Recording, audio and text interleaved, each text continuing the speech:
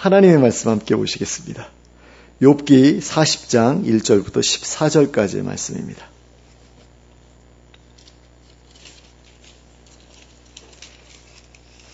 욥기 40장 1절부터 14절까지를 함께 합독하도록 하겠습니다.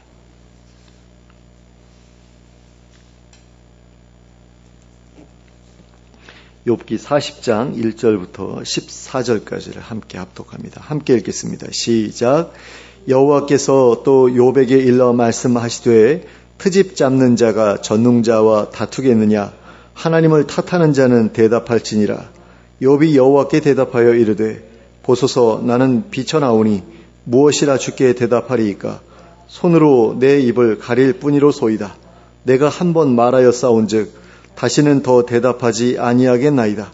그때 여호와께서 폭풍우 가운데에서 욥에게 일러 말씀하시되 너는 대장부처럼 허리를 묶고 내가 내게 묻겠으니 내게 대답할지니라.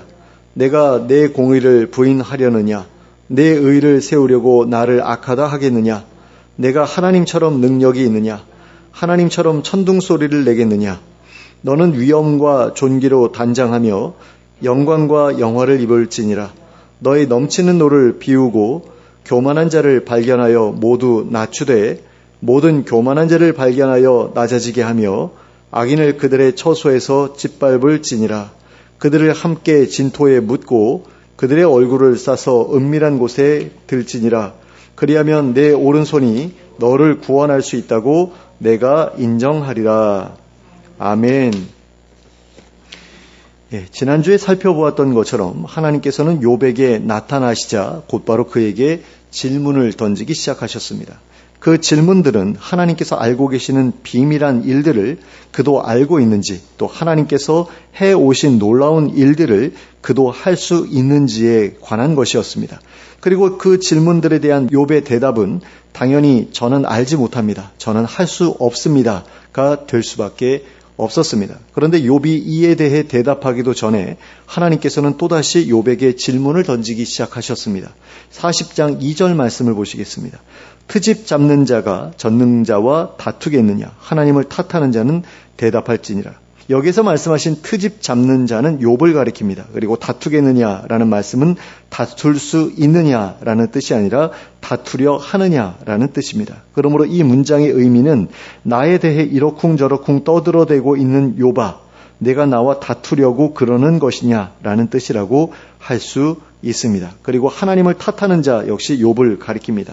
욥에게 앞에 질문에 대답하라고 요구하고 계신 것입니다. 그러자 욥이 하나님의 질문에 대답했습니다. 4절과 5절 말씀을 보시겠습니다.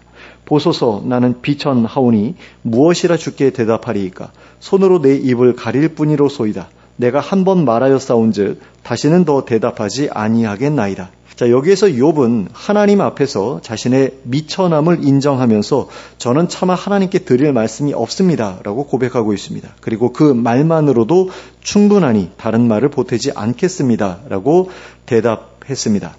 그런데 하나님께서는 욥의 이러한 항복 선언을 들으신 이후로도 계속해서 질문을 이어가셨습니다. 먼저 7절 말씀을 보시겠습니다. 너는 대장부처럼 허리를 묶고 내가 내게 묻겠으니 내게 대답할지니라. 그런데 이 말씀은 38장 3절에서도 이미 한 번 하셨던 말씀입니다. 그러므로 똑같은 말씀을 두 번에 걸쳐 반복하고 계신 것입니다.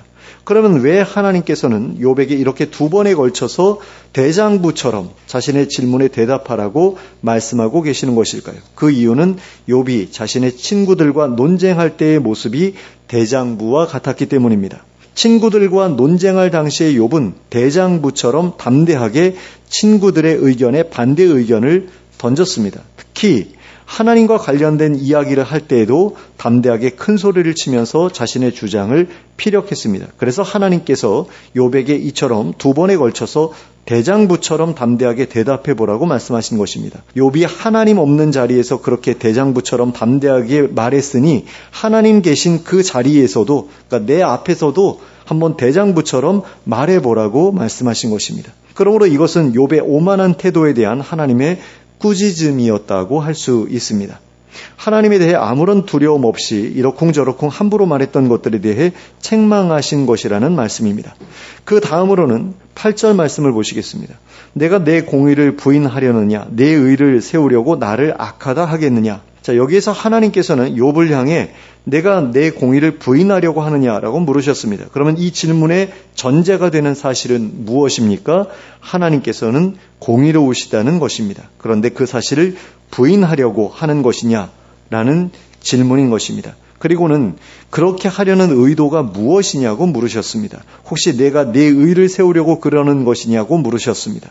내가 너 자신을 의로운 자라고 주장하기 위해 나를 의롭지 못한 자라고 주장하려는 것이냐라고 물으신 것입니다. 그런데 하나님께서 공의로우신 분이신 것도 맞았고 욥이 의로운 사람인 것도 맞았습니다. 그런데 문제는 욥이 자신을 변호하기 위해 말했던 내용들이 마치 하나님을 공의롭지 못한 분인 것처럼 들리게 만드는 내용들이었다는 것이었습니다. 그리고 이와 같은 문제가 생길 수밖에 없었던 이유는 욥의 친구들뿐만 아니라 욥 자신도 인과응보의 사고방식에서 완전히 자유롭지 못했기 때문이었습니다. 다시 말해서 욥이 하나님의 자유의지가 인과응보의 원리보다 더 위에 있음을 알지 못했기 때문이었다는 것입니다. 그래서 욥의 주장이 향하고 있는 최종적인 종착지는 하나님께서 공의롭지 못하시기 때문에 나에게 이런 어려움을 주셨다는 것이 될 수밖에 없었습니다. 그러니까 사람들이 들을 때는 그렇게 들을 수밖에 없었다라는 겁니다. 그러나 하나님께서는 이 질문을 통해 당신께서 공의로운 존재시라는 사실을 분명하게 밝히셨습니다. 그리고 욥이 지금까지 해왔던 일들이 하나님의 공의에 도전하는 일들이었다고 선언하심으로써 욥을 책망하셨습니다. 그 다음으로는 9절 말씀을 보시겠습니다. 내가 하나님처럼 능력이 있느냐, 하나님처럼 천둥소리를 내겠느냐. 자, 여기에서 하나님께서는 욥을 향해 당신과 같은 능력을 가지고 있느냐고 물으셨습니다. 내가 해온 일, 즉 천둥소리를 내는 일을 너도 할 수 있느냐고 물으셨습니다. 그리고 이 질문의 의도는 내가 나와 논쟁을 하고자 한다면, 그리고 나의 공의에 대해 의문을 제기하고자 한다면 나와 비슷한 능력을 조금이라도 보여보아라. 그러면 내가 너와 상대해 주겠다라는 것이었습니다.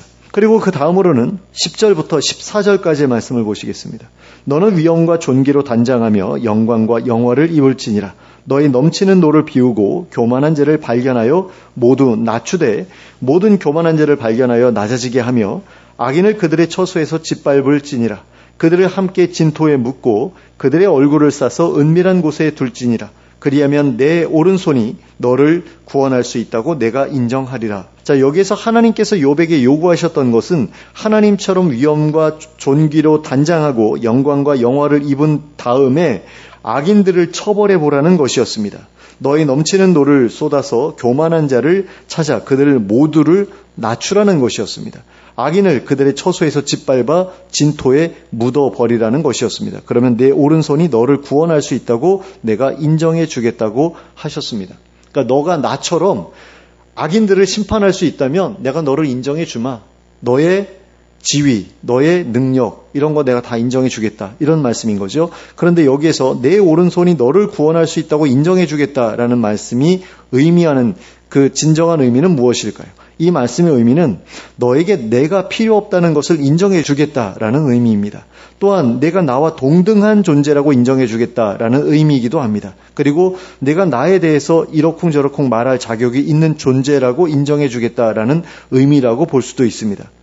그러나 욥이 자기 자신을 스스로 구원한다는 것은 불가능한 일입니다. 그리고 이것은 우리에게 있어서도 마찬가지입니다. 우리는 우리 스스로를 구원할 수 없습니다. 그래서 우리에게는 구원자가 필요하죠. 하나님이 필요합니다. 이것이 우리와 하나님 사이에 존재하는 격차입니다. 그러므로 우리는 하나님과 동등하다고 주장할 수 없습니다. 우리는 하나님 앞에서 미천한 존재일 뿐이고 그분이 결정하시는 대로 그냥 따라갈 수밖에 없는 존재일 뿐입니다. 그러므로 하나님께서 정해놓으신 일에 대해서 이러쿵저러쿵 불평을 늘어놓을 수 없습니다. 그렇게 한다고 해서 바뀌는 것도 없거니와 그런 불평을 하는 것 자체가 하나님 앞에서 합당하지 못한 태도이기 때문입니다.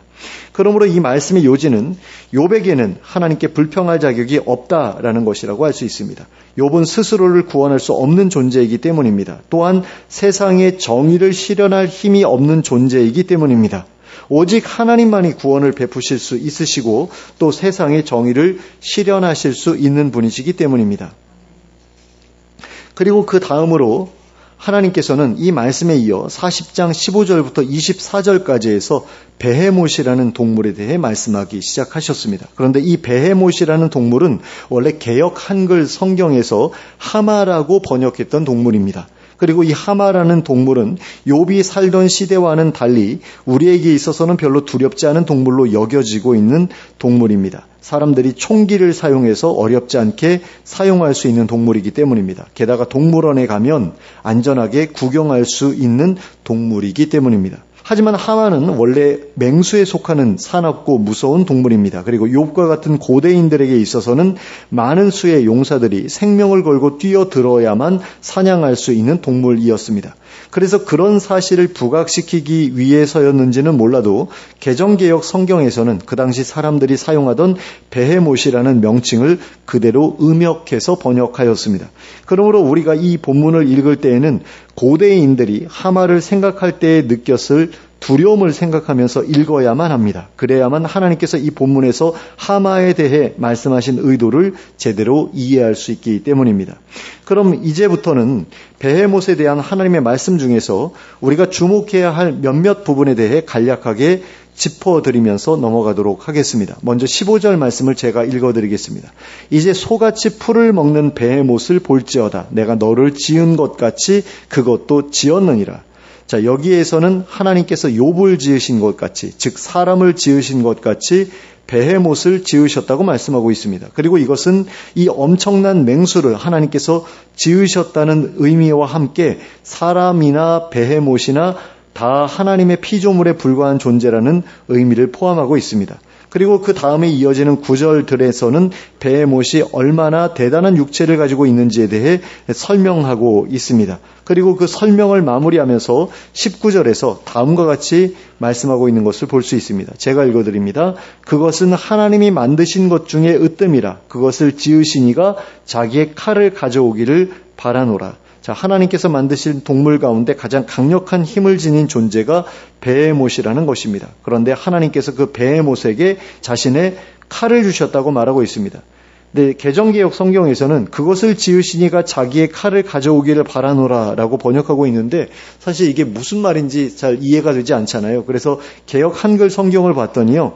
그것을 지은 자가 칼을 주었고라고 말씀하고 있거든요. 그런데 어떻게 하마에게 칼이 주어질 수 있겠습니까? 그렇기 때문에 이것은 하마에게 칼과 같은 이빨을 주셨다라는 의미에서 하신 말씀일 것이다. 이렇게 해석하는 게 적절하지 않은가라는 생각이 듭니다. 그리고 그 다음에 이어지는 9절에서는 베헤못이 강물에 사는 존재라는 사실을 이야기하면서 마지막 절인 24절에서는 그 누구도 그것을 사냥할 수 없을 것이라고 말씀하셨습니다. 그 정도로 베헤못은 강하고 두려운 존재라는 것입니다. 그리고 그 다음으로 41장 전체에서는 레비아탄이라는 동물에 대해 말씀하기 시작하셨습니다. 그런데 이 레비아탄이라는 동물은 원래 개역 한글 성경에서는 악어라고 번역했던 동물입니다. 그런데 악어도 앞서 말씀드렸던 하마와 마찬가지로 오늘날에는 사람들에게 그다지 위협적인 존재로 여겨지고 있지 않은 동물입니다. 총기나 작살로 충분히 사냥할 수 있는 동물인데다가 동물원에 가면 얼마든지 안전하게 구경할 수 있는 동물이기 때문입니다. 하지만 악어도 하마와 마찬가지로 맹수에 속하는 사납고 무서운 동물입니다. 그리고 욥과 같은 고대인들에게 있어서는 하마와 마찬가지로 많은 수의 용사들이 생명을 걸고 뛰어들어야만 사냥할 수 있는 동물이기도 했습니다. 그래서 그런 사실을 부각시키기 위해서였는지는 몰라도 개역 개정 성경에서는 베헤못과 마찬가지로 그 당시 사람들이 사용하던 리워야단, 레비아탄이라는 명칭을 그대로 음역해서 번역했습니다. 제가 좀 실수를 한 것 같아요. 리워야단을 레비아탄이라고 잘못 적었네요. 근데 이 레비아탄이나 리워야단이나 같은 말이고요. 또 리바이어던이라고도 부르기도 했거든요. 그래서 발음만 다를 뿐이지 같은 이야기인데 어쨌든 개역개정 성경에서는 리워야단이라고 번역하고 있습니다. 그래서 그 명칭으로 부르는 게 맞는데 제가 잠시 실수를 좀 했습니다. 그런데 끝부분에 가서야 베헤못에 대한 사냥 이야기를 언급했던 앞장에서와는 달리 여기에서는 처음부터 리워야단에 대한 사냥 이야기를 언급하고 있는 것을 볼 수 있습니다. 그래서 1절부터 9절까지의 내용 전부가 리워야단을 사냥하는 것은 불가능하다라는 취지의 이야기로 채워져 있는 것을 볼 수 있습니다. 1절과 2절에서는 낚시로 낚을 수도 없고 노끈으로 혀를 맬 수도 없고 줄로 코를 꿰 수도 없고 갈고리로 그 아가미를 꿰 수도 없다고 말씀하고 있습니다. 또 3절부터 6절까지에서는 그것을 길들이는 것도 불가능하고 그것을 상품으로 삼아 팔고 사는 것도 불가능하다고 말씀하고 있습니다. 그리고 7절부터 9절까지에서는 창으로 그 가죽을 찌르거나 작살로 그 머리를 찌르는 것도 불가능하고 그에게 손을 대어보는 것도 불가능하며 그것을 잡으려고 생각하는 것 자체가 망상이라고 말씀하고 있습니다. 그뿐 아니라 그저 보기만 하더라도 낙담하게 될 것이라고 말씀하고 있습니다. 그런데 하나님께서 리워야단에 대해 이렇게 말씀하신 이유는 10절과 11절에 기록된 말씀을 하시기 위한 준비였다고 생각됩니다. 41장 10절과 11절 말씀을 제가 읽어드리겠습니다. 아무도 그것을 격동시킬 용맹이 없거든 능히 나를 당할 자가 누구냐? 누가 먼저 내게 주고 나로 갚게 하였느냐? 온 천하에 있는 것이 다 내 것이니라. 자, 세상에는 리워야단과 맞서 싸울 만한 사람도 없는데 그 어느 누가 있어서 능히 나와 맞서 싸우겠느냐라는 질문입니다. 그리고 어느 누가 나에게 먼저 맞서 싸우려 들어서 나로 하여금 보응하게 만들 수 있겠느냐라는 질문입니다. 아무도 그럴 수 없다는 말씀입니다. 온 천하에 있는 것이 다 내 것이니 내가 처분하는 대로 그저 따를 수밖에 없다라는 말씀입니다. 그리고 12절부터 17절까지에서는 리워야단이 얼마나 대단한 육체를 가지고 있는지에 대해 말씀하고 있는 것을 볼 수 있습니다. 그리고 18절부터 24절까지에서는 리워야단의 대단한 위용에 대해 말씀하고 있는 것을 볼 수 있습니다. 그리고 25절부터 29절까지에서는 인간의 무기가 리워야단에게는 하등 위협이 되지 못함을 말씀하고 있는 것을 볼 수 있습니다. 그리고 30절부터 32절까지에서는 리워야단이 움직일 때의 위험 있는 모습에 대해 말씀하고 있는 것을 볼 수 있습니다. 이렇게 리워야단이 대단한 동물이다라는 그런 이야기인 거죠. 그리고 33절과 34절에서는 리워야단에 대한 하나님의 최종적인 평가를 말씀하고 있는 것을 볼 수 있습니다. 제가 읽어드리겠습니다. 땅 위에는 그것 같은 것이 없나니 두려움 없게 지음을 받았음이라. 모든 높은 것을 낮게 보고 모든 교만한 것의 왕이 되느니라. 그러니까 베헤못과 리워야단은 하나님께서 만드신 동물 중에서도 가장 강력한 동물들로서 서로 쌍벽을 이루는 동물들이라는 것입니다. 그리고 이 동물들을 지으신 분이 하나님이시라는 것입니다. 그런데 하나님께서 욥에게 이 말씀을 하신 데에는 굉장히 중요한 의미가 숨겨져 있습니다. 원래는 그렇게 위험한 동물들이 이 세상에 존재한다는 것 자체가 하나님의 선하심에 대해 의문을 갖게 하는 일이 아닐 수가 없습니다. 그런데 여기에서 하나님은 당신께서 친히 모든 교만한 것의 왕이라 할 수 있는 리워야단을 지으셨다고 말씀하셨습니다. 그러니까 뭔가 이상하다는 그런 생각이 들어야 정상인 거죠. 아니, 선하신 하나님께서 왜 이렇게 위험한 맹수를 세상에 풀어놓으신 것일까라는 생각이 들어야 정상인 겁니다. 그러면 하나님께서는 왜 그 사실을 여기에서 말씀하신 것일까요? 하나님께서는 왜 그렇게 위험하고 두려운 존재를 친히 지으신 일에 대해 그렇게 자랑스럽게 말씀하신 것일까요? 그 이유는 그 말씀을 통해 욥에게 다음과 같은 의도를 전달하고자 하셨기 때문입니다. 자, 이 동물들은 대단히 위험한 동물들이다. 그런데 내가 이런 동물들도 지었다. 사람도 그들을 어찌할 수 없을 정도다. 그 정도로 이 동물들은 위험하다. 그런데 내가 그런 동물들을 지었다고 해서 그 일에 대해 내가 뭐라고 할 건데 어쩌라고 라는 그런 이야기인 거죠. 바로 이런 의미에서 말씀하신 것이라고 할 수 있다는 것입니다. 그렇게나 사람들에게 위협적인 동물들을 창조하신 하나님은 의로우신 하나님이 아닌 것처럼 보이시기 때문입니다. 그러므로 하나님께서는 그러한 동물들을 지으신 일에 대해 언급하시면서 내가 그런 동물들도 지었는데 그러면 너는 나를 악하다고 평가하겠느냐라고 욥에게 묻고 계신 것입니다. 그리고 이에 대한 욥의 대답은 그렇지 않습니다라는 것이 되어야 할 것입니다. 그러므로 하나님께서 욥에게 찾아오셔서 하신 말씀의 요지는 결국 하나님과 사람 사이에는 지혜와 능력에 있어서 엄청난 격차가 존재하고 있고 그 격차로 인해 사람은 하나님의 계획을 온전히 이해할 수 없다라는 것이라고 할 수 있습니다. 그리고 그런 이유로 인해 사람은 하나님께서 하시는 일에 대해 딴지를 걸 자격이 없다는 것이라고 할 수 있습니다. 하나님께서 베헤못을 지으시고 리워 야단을 지으신 것도 욥이 알지 못하는 어떤 계획이 있으셨기 때문에 그것들을 지으신 것이라는 이야기입니다. 그리고 이러한 논리는 욥에게 일어난 불행한 일들도 하나님께서 어떤 계획이 있으셨기 때문에 허용하신 일이라는 의미로 이어진다고 볼 수 있습니다. 그리고 이것은 참으로 사실이라고 할 수 있습니다. 천상회의에서 벌어졌던 일들이 욥에게 일어난 불행의 원인이 되었기 때문입니다. 그리고 하나님께서는 욥에게 찾아온 불행을 어떻게 처리하실지에 대한 분명한 계획도 가지고 계셨기 때문입니다. 그러므로 욥이 했어야 했던 것은 하나님 앞에서 침묵하고 있으면서 하나님의 계획이 이루어지기만을 기대하고 기다리는 것이었습니다. 그런데 욥은 하나님의 계획에 대해 알지도 못하는 상태에서 마치 하나님께서 자신에게 불의한 일이라도 행하신 것처럼 억울해하고 서운해하고 원통해했습니다. 그런데 이러한 욥의 태도는 마치 자신이 하나님과 동등한 존재라도 되는 듯이 여기는 듯한 태도였던 것입니다. 그래서 하나님께서 그러한 욥의 태도를 책망하시기 위해 지금까지 질문에 질문을 거듭하시면서 욥으로 하여금 자신과 하나님의 격차를 깨닫게 하고자 하셨던 것입니다. 하지만 하나님께서 그렇게 많은 말씀을 하시는 중에도 욥이 궁금해했던 것들에 대해서는 한마디도 하지 않으셨던 것을 볼 수 있습니다. 그렇게 찾아오셨으면 뭔가 한마디라도 해주실 수 있잖아요. 그런데 아무 말도 안 하셨다라는 거죠. 그러면 그 이유가 무엇이었을까요?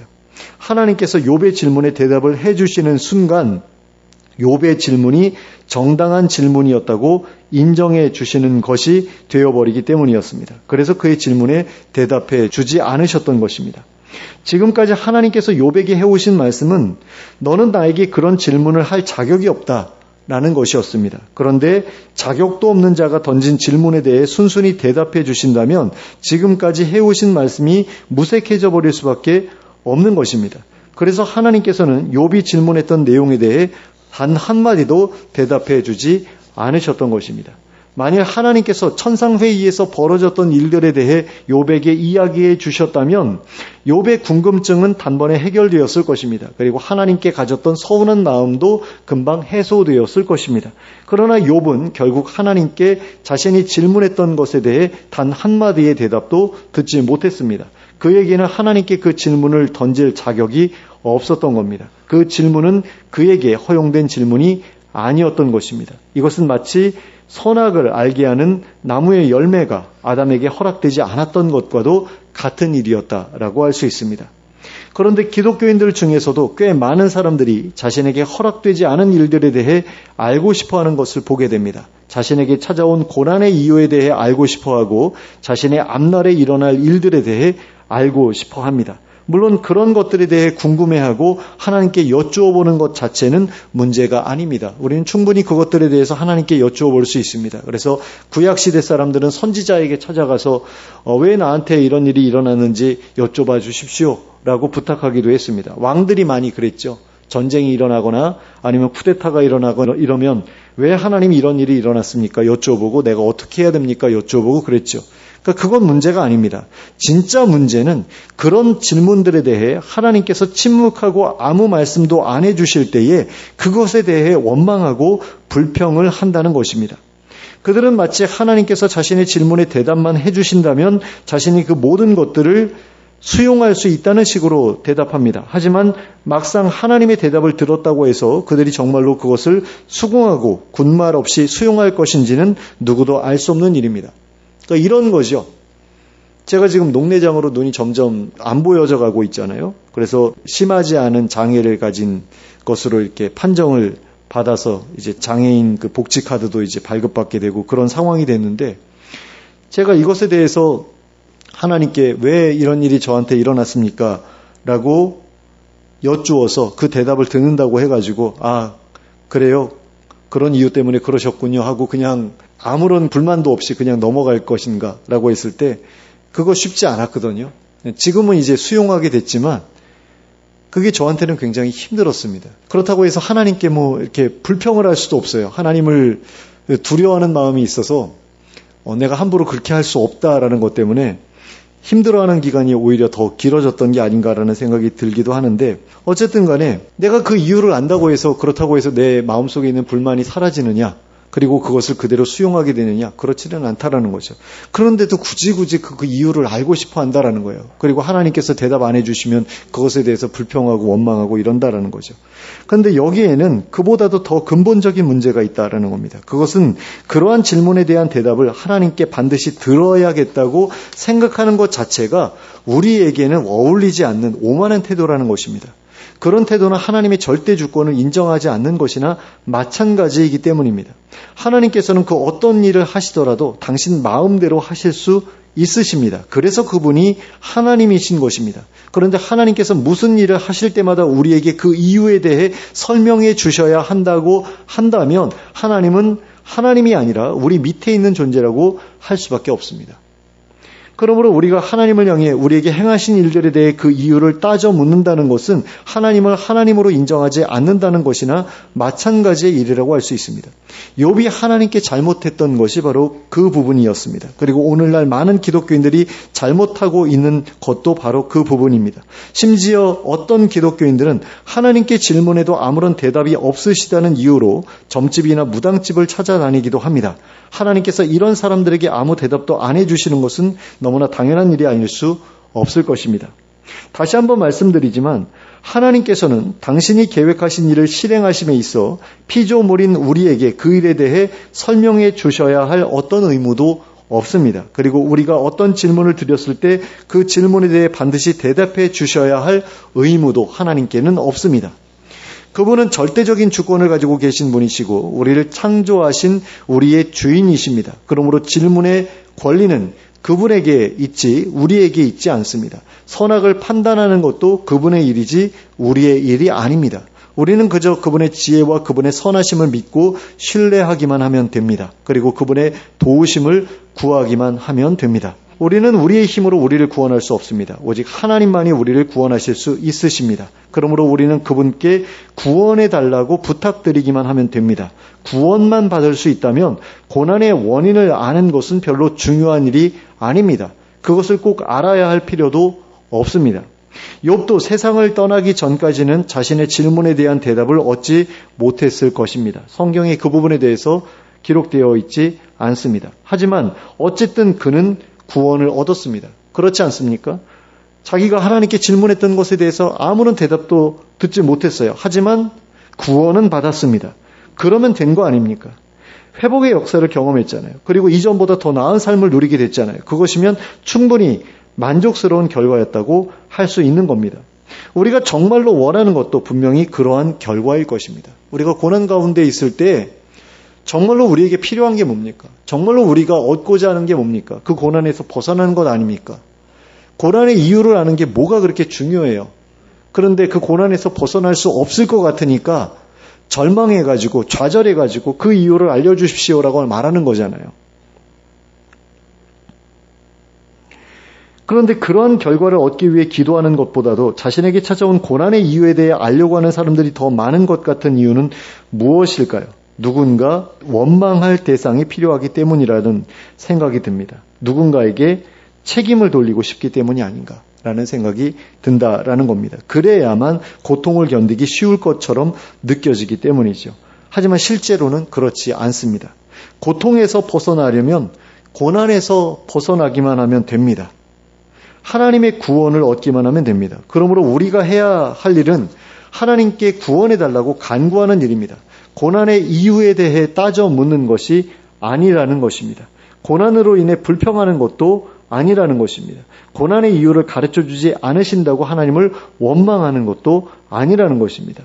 고난 중에 있을 때에는 그 고난에서 벗어나게 해달라고 기도하는 일만 하면 됩니다. 다른 일들은 쓸데없는 일일 뿐입니다. 고통 가운데에서 신학 이론을 가지고 논쟁하는 것이 무슨 의미가 있는 일이겠습니까? 그런데 욥이 했던 것이 바로 그런 일이었다라는 거죠.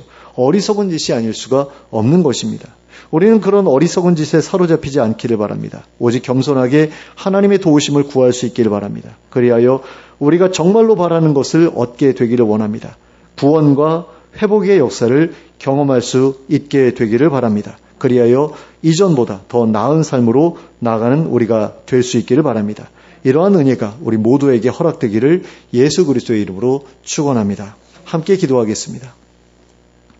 사랑과 은혜가 풍성하신 하나님 아버지, 저에게 고난이 찾아왔을 때 고난의 이유를 찾기 위해 힘쓰기보다는 고난에서 벗어나기 위해 힘쓰는 저희가 되게 하여 주시옵소서. 그리하여 쓸데없는 논쟁에 휘말리거나 불평이나 원망에 사로잡힌 가운데 정말로 해야 할 일을 하지 못하는 일이 생기지 않게 하여 주시옵소서.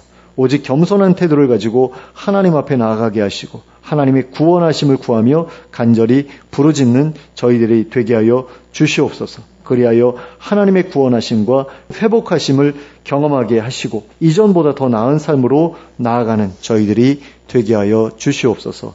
예수 그리스도의 이름으로 기도하였습니다. 아멘.